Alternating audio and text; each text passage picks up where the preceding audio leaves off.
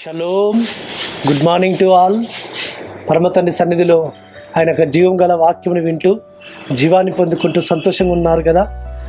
పరిశుద్ధమైన ఆయన రక్తంలో కడగబడిన ఆయన జనాంగమా, ఈ దినం మనం కూడా అనుదిన కృపలో లేఖన భాగం చూసుకుంటే ఆదికాండము 9వ అధ్యాయము 7వ వచనంలో మీరు ఫలించి అభివృద్ధి నొందుడి. అవును, పరమతండ్రి ఆ జలప్రలయం తర్వాత నోహవు కుటుంబీకులతో ఆయన సెలవిస్తుంటున్న మాట, మీరు ఫలించండి, అభివృద్ధి పొందండి, విస్తరించండి అని అంటున్నాడు.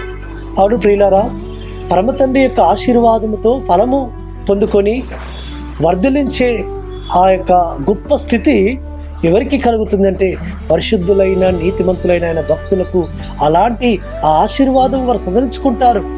యోసేపు చూసుకుంటుంటే యోసేపు తన జీవితంలో తన ఘటాన్ని పరిశుద్ధంగా పవిత్రంగా తను కాపాడుకున్న విధానం బట్టి ఆయన ఒక ఫలించి అభివృద్ధి పొందుతూ వచ్చాడు. అందుకే యోసేపు ఫలించేడు కొమ్మగా, యోసేపు ఒక నీటి బుగ్గ యొద్ద ఫలించేడు కొమ్మగా కనబడుతూ వస్తుంటున్నాడు. కాబట్టి యోసేపు తన జీవితంలో అనేకమైన శ్రమలు అనుభవించాడు, అనేకమైన కష్టాలు అనుభవించాడు. ఆ కష్టకాలంలో శ్రమకాలంలో పరమతండ్రికి నమ్మకముగా విధేయుడిగా పరిశుద్ధమైన జీవితం జీవిస్తూ నీతివంతమైన జీవితం జీవించాడు. కాబట్టి పరమతండ్రి సన్నిధిలో ఫలభరితమైన జీవితము తనకు కనబడుతూ వస్తుంటుంది. కాబట్టి మన జీవితాల్లో కూడా ఫలభరితమైన జీవితము, మనం అభివృద్ధి పొందే జీవితము, వర్ధలింపే జీవితము మనం కలగాలి అంటే ఆ పరమతండ్రికి మనం విధేయత కనపరిచి మన ఘటాన్ని పరిశుద్ధంగా కాపాడుకోవాలి. కాబట్టి ఈ లోకంలో పరమతండ్రి నిన్ను ఫలింపజేసి అభివృద్ధి పొందించి నిన్ను ఆశీర్వదించడానికి ఆయన సమర్థుడు.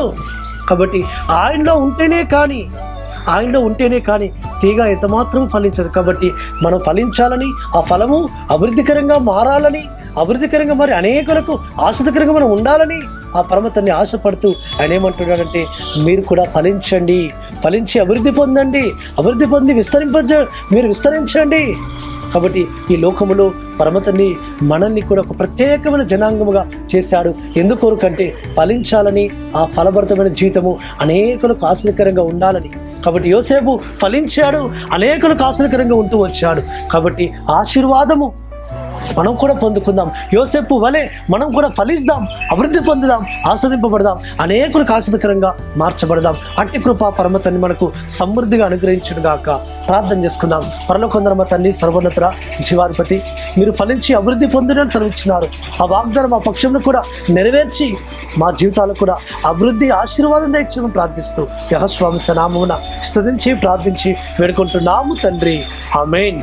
సర్వోన్నతుడు, సర్వాధికారి, జీవాధిపతి అయిన యెహోవా కృప కనికరము నిరంతరం తోడుగా ఉండి ఆయన మనల్ని ఫలభరితమైన జీవితం చేయునుగాక. ఆమేన్.